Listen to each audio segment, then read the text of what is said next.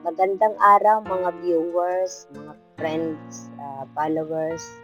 Si Kawander po ay pumunta naman dito sa isang lugar sa Puang Hamon para ipakita ko naman sa inyo ang kagandahan ng Puang Hamon.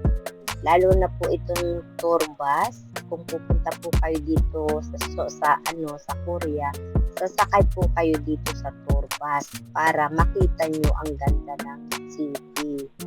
At mura lang naman po ang pamasahe dyan. Mas maganda kung sa gabi po kayo pupunta. Tapos, dito po sa Puang Hamon ay andyan na po nga ang kagandahan. May makikita ka ditong bundok na napaka-bundok talaga. At itong estatwa ng Wang, pinakang hari. Ayan, estatwa ng pinakang hari po dyan. Ayan, magpipicture. Marami po ang nagpipicture dito sa revolto ni Wang, yung pinakang hari dito sa Korea. At nagagandahan po ang mga building dito. Makikita nyo naman. Ito po ay mismo dito sa Seoul. Dito sa Puang Hamon. Talagang number 1 na pinapasyalan ng mga foreigner ito para mag-visit dito at magdamit ng Korean dress. At dito naman po sa naabutan ko ngayon ay mayroong mga books, libro na kung saan may mga upuan. Kung pamilya kayo o mag-isa kayo, kukuha lang po kayo ng books, libre po. Tapos uupo kayo dyan para magbasa.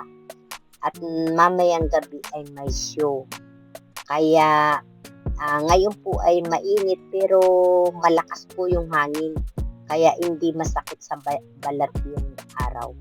Ayan po, yan po ay popular dito na magpictura sa lugar na to. Ang daming nagpapapicture dyan, lalo na kung ikaw ay foreigner. Ayan, nagagandahan po ang mga building at tayo po ay, ito pong binanggit ko ay dito pa lang po sa labas. Ngayon ay papasok po ako dito sa loob para ipakita ko sa inyo ang kagandahan ng Puang Hamon, kung paano isinusuot ang Korean dress. Ayan po, ang daming mga foreigner na nagsuot ng Korean dress. Napakaganda pong tingnan.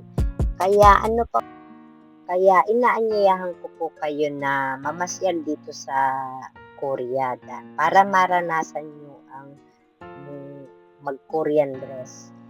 At lalo na kung kayo ay paedad na, mahirap ng maglakad dahil dito po ay puro pasyalan na paglalakad. Kaya samantalahin nyo hanggat bata pa kayo, magpunta kayo dito sa Korea at makapaglibang-libang. I-enjoy nyo po yung medyo bata-bata nyo edad para naman may experience po kayo. At mahirap po kasing mamasyal pag yung sobra tanda na tayo. Hindi natin ma-enjoy. At ito nga po, ang mga hari ay papasok na sa loob. Ayan po. At ang pagkapasok po niya sa loob ay susunod naman ang mga foreigner. At doon po sila ay magsusyo.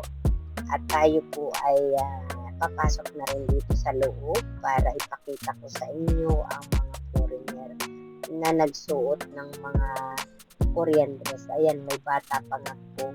Cute na cute.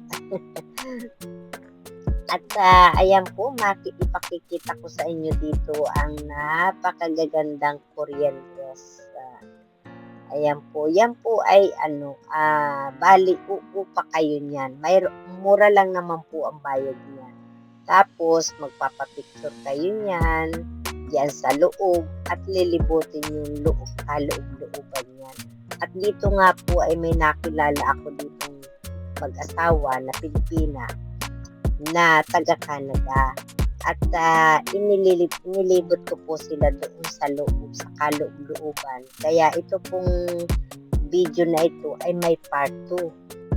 Panoorin niyo po ang part 2 para naman maipakita ko sa inyo yung Pilipina na mag-asawa na itinor ko doon sa loob. Salamat po sa inyong panonood. Maraming po salamat. God bless.